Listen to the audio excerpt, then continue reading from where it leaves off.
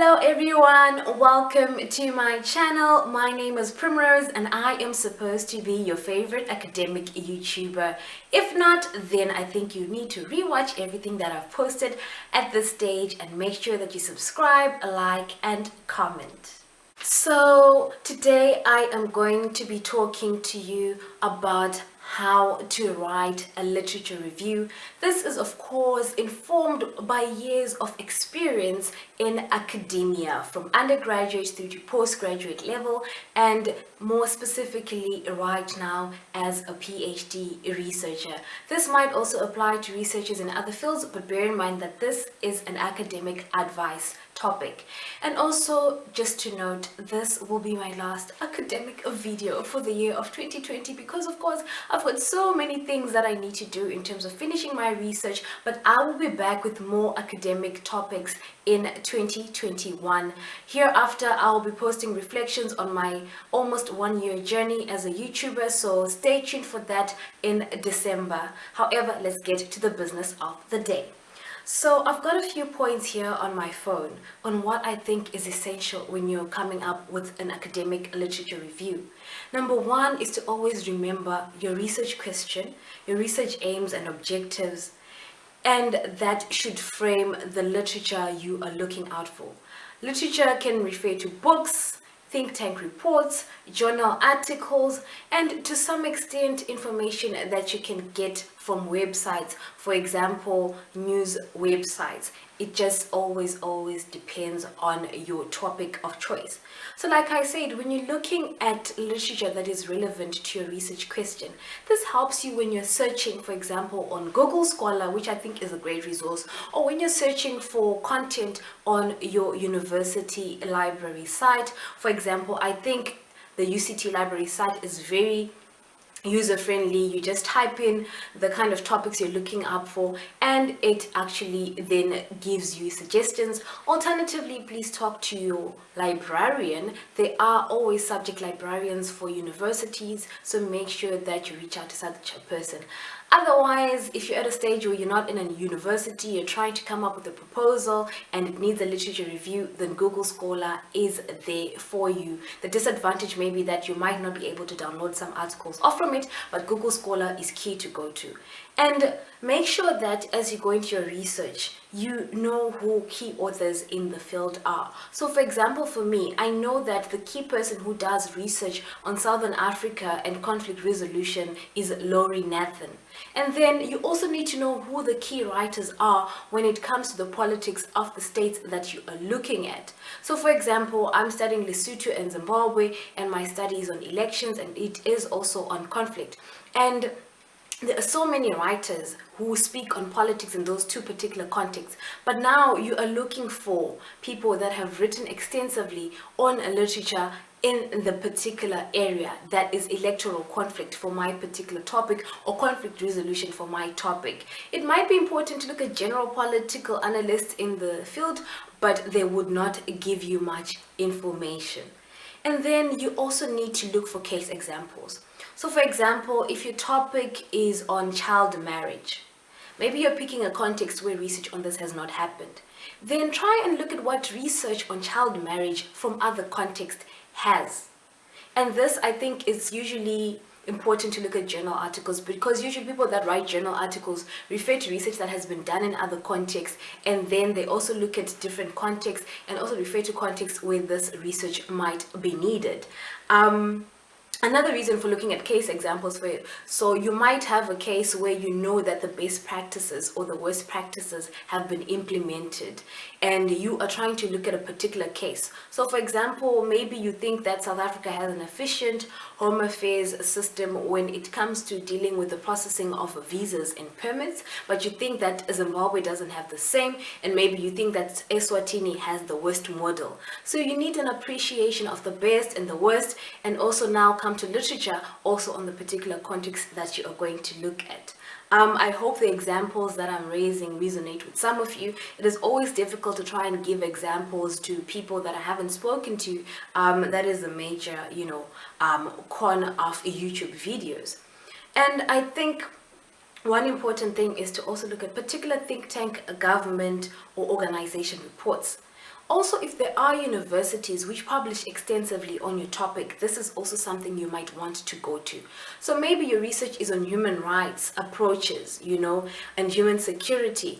We know, for example, that we have big international organizations, for example, Amnesty International, or local organizations in the countries that you're looking at that have human rights fora. That would be the first place to go to. Lawyers for human rights in a particular country also, that would be the first go-to site in terms of like what have NGOs or think tanks or international organizations published in that regard. And there you can also find information on particular cases that you're looking at.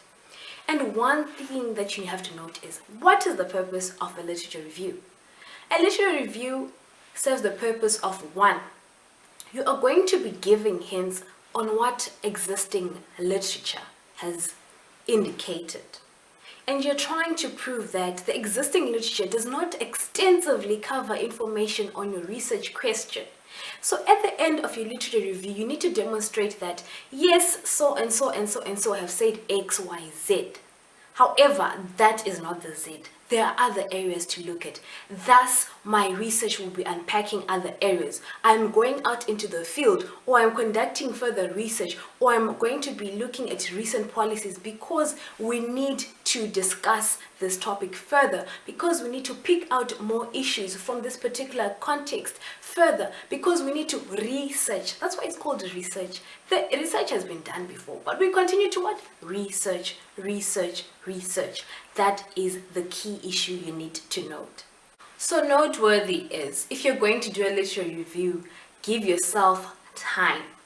And by time, I'm not talking about a few days. If this is for a dissertation or thesis, I am talking about months or even a year. You will see that most universities allow at least 1 year of registration for a student to come up with a proposal. And the bigger part of that proposal is, of course, the literature review, because you need to present your final proposal with certainty that your research question is valid, that you're going to be making a worthy contribution to existing knowledge, that you are indeed going to be filling gaps in knowledge. At master's level, of course, you might be getting away with simply just adding on or confirming what has already been said, but still in line with that, I think it is always important to pick out cases or samples that have previously not been looked at, to try and confirm or rather to argue against what is already researched. So still, it is important to show that there are gaps, and it is important to create time.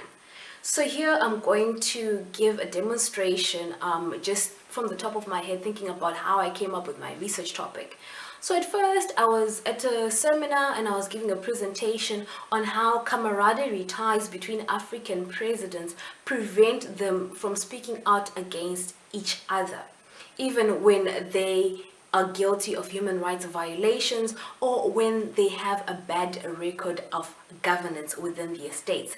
And for this reason, I was making recommendations for the then new AUC chair to say that there needs to be a reform in terms of how heads of state and government interact with each other and their peer-to-peer criticism, because if they don't do that at that level, then they cannot get rid of other problems that the African Union or the states within the African continent are faced with. However, that wasn't a really good topic at the time. Like, what would you research on at a PhD level? And then I am always traumatized by elections, and I'm always traumatized by election conflicts and the way in which they are addressed, and the ways in which regional blocs such as the Southern African Development Community or continental blocs such as the African Union approach these cases. And at the time, I had in mind, the African Union had facilitated transition to a peaceful period after the 2007 presidential election in Kenya, which was marred by violence, and to an extent the AU was involved together with SADC in the resolution of the 2008 political deadlock that followed the March 2008 elections in Zimbabwe, and the main dispute was of course around the presidential election at the time.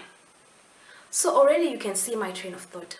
I've been arguing about leaders not speaking out against each other. I'm thinking about how the approach to Kenya seemed somewhat more assertive. And I'm thinking about how, when we speak about Zimbabwe, there was a lackluster approach because of how glorified Mugabe was. And of course, I think for most African heads of state, Mugabe remained the preferred head of state and government for Zimbabwe. I already have a context, I have a topic, and I have thoughts around it. So you start looking at literature on election conflict. You start narrowing down to that case of Zimbabwe. You start looking at, what about, okay, the Southern African Development Community and the African Union. However, my focus then became more about Southern Africa because I'm interested in South Africa's foreign policy all the time, and South Africa is always the lead mediator when it comes to conflicts within that region. So then I was like, okay. Then I thought about, but before 2008, was there an election conflict in which South Africa was involved? And the answer was yes. Back in 1998, South Africa intervened militarily and also by facilitating negotiations in the Kingdom of Lesotho.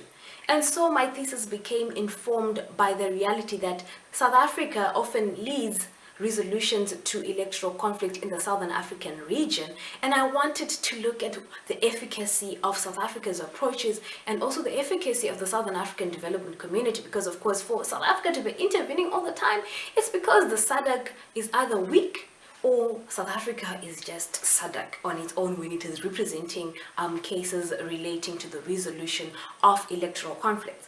However, the issue was South Africa and SADC don't always intervene when it comes to election conflicts, especially when you look at a country like Zimbabwe. What made them intervene in 2008? What compelled the interest to intervene? Was it international pressure? Was it the reality that this was now a boiling pot, that the spillover effects were going to be massive and might cause a lot of tension within the region? And so that informed what? My research question. So when I was now doing literature review, I was doing literature on South Africa's foreign policy.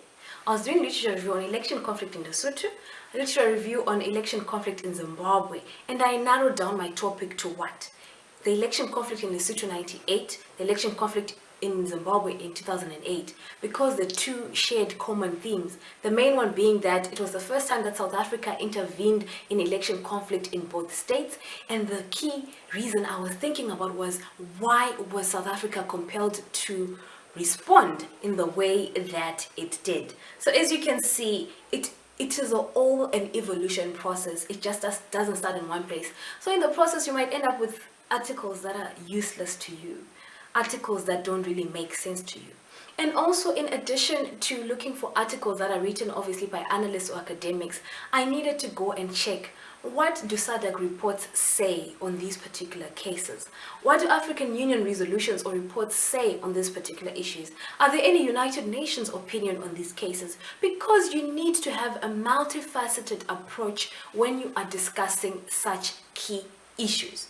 And then that informed, of course, my literature review. And in your process of reviewing literature, you see that there are some articles that are not very necessary, there are some articles that are very necessary, and also you can't read everything. As my supervisor said to me, just pick the authors to run with and make sure whatever you pick out from them supports your argument. And that will be helpful, because you can never acknowledge everyone. However, variety is always good. Even in life, variety is the spice of life. So I have think tank reports, NGO reports, government reports, UN reports, regional organization reports, as well as journal articles and books that are relevant for your topic. Another important thing, but which you should not be using as a cheating strategy, is look at other theses in your field or other theses that have explored your topic.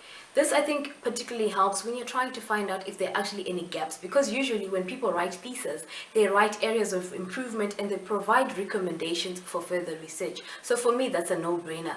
Go to those theses for that particular aspect that they cover. And then ask your supervisors. I have been, very good at this.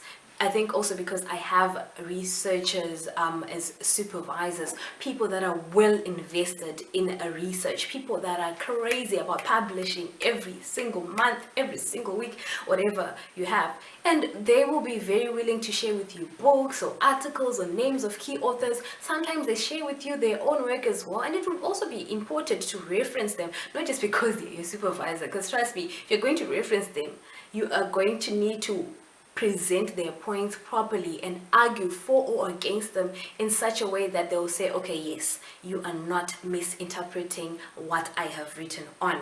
And also asking your supervisor can draw you to examples that are relevant. And it can also draw you towards how best to refine your research question. I think for me, my supervisor was the key go-to person in terms of refining my topic, in terms of refining my main research question, as well as the auxiliary questions, as well as also to resharpen my aims and objectives, because sometimes we just put aims and objectives because we need to write them down. But trust me, if you mess up there, the research questions, aims and objectives, your literature review might as well be useless. You're not just writing a commentary, you're not just writing a summary of readings or articles, you are writing an informed summary that has constructively engaged with existing debates on the topic, and in the end outlines key research gaps and outlines key issues that have already been addressed and areas that need further unpacking, not unpacking. So also make sure, I think when I am reading literature, I write notes, I type notes sometimes, and then read them, so that you trace your train of thought. You try, and I also keep a research journal where I detail my thoughts each and every time, and I refine my question, and I also like debate with myself. Sometimes I wake up, I'm dreaming of something, I type it up. Sometimes in the shower, I just come up and I relate them to that other reading, and I come back to my room and I write it down. So always follow your train of thought and always take stock of the points that are coming out of readings. You know, if you're on your phone and you search for something, you find something interesting, screenshot it or save it. Make sure you refer back to that article. So also writing should also be part of coming up with a literary review. You don't just write the day you have a pack of notes or like a document that has notes and then start thinking. No, you need to always be thinking about your topic. That is why I advocate for always being on point. You always need to have your research at your fingertips. You always have to have it here, not at the back of your head, if you are an excellent researcher.